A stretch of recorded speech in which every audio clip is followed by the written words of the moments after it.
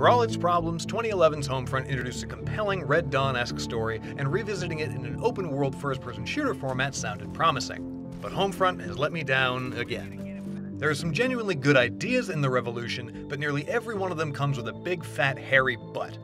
Thanks to tedious gameplay, a terrible story, and a general lack of polish, Homefront The Revolution fails to make finishing its 20-hour campaign feel worthwhile.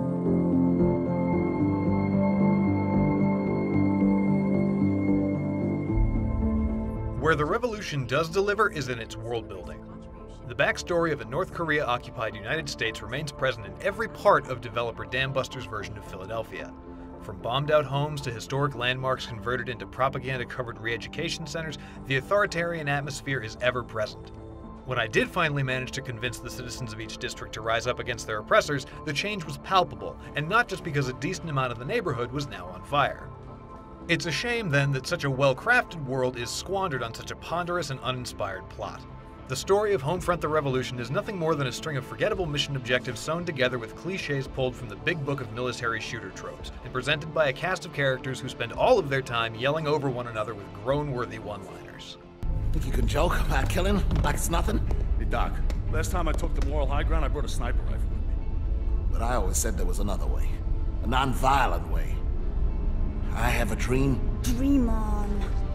While there are plenty of discussions meant to make us ponder the fine line between freedom fighter and terrorist, any weight these moments might have had is lost when our boring, silent protagonist silently nods and blindly agrees to blow up the next power station, drone factory, or whatever else the Resistance bigwigs happen to point him at. The good news is that blowing up military police stations isn't inherently awful, it's just extremely repetitive.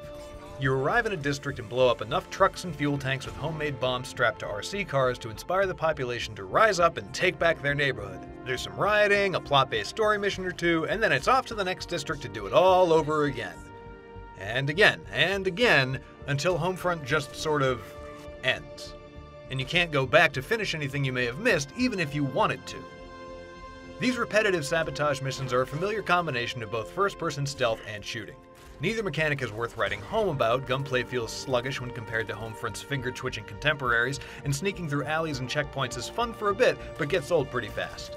Homefront does distinguish itself from other, quote, realistic military shooters in that you're able to carry more than the standard 2 or 3 guns, thanks to the on-the-fly weapon conversion system. It's a lore-friendly solution to a common obstacle with some very cool animations, but mechanically there's no real difference between this and just letting us carry more weapons. What makes combat extra frustrating is a surprising number of bugs. Enemies will frequently spawn on top of you as you're walking around the world, or may disappear entirely as you move around them. One of my personal favorites is the checkpoint save system, which on multiple occasions respawned me with my weapon holstered in the center of a large group of enemies.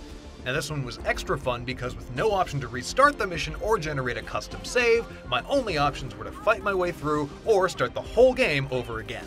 There's also the co-op resistance mode, where squads of up to 4 players can tackle missions set in the various districts around Philadelphia. However, with only 6 missions available to play, I was confused as to why the resistance mode includes a huge set of unlockable customization options. While exploring the world is a bit more fun with other people, I can't imagine wanting to play these missions more than a couple of times each. Though its open world has some great aesthetic choices, ultimately all of Homefront The Revolution's elements feel repetitive, unpolished, or downright unnecessary. While it has a lot of interesting ideas, Homefront The Revolution fails to deliver a satisfying or even fully functional shooter experience. For more on Homefront, stick with IGN.